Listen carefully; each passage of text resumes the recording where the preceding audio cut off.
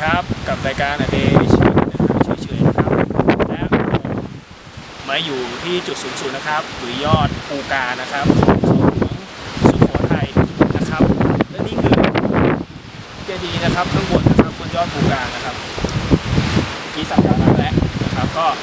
ถือว่าเป็นจุดหนึ่งที่อยู่สูงที่สุดของเขาหลวงสุโขทัยนะครับดูนะ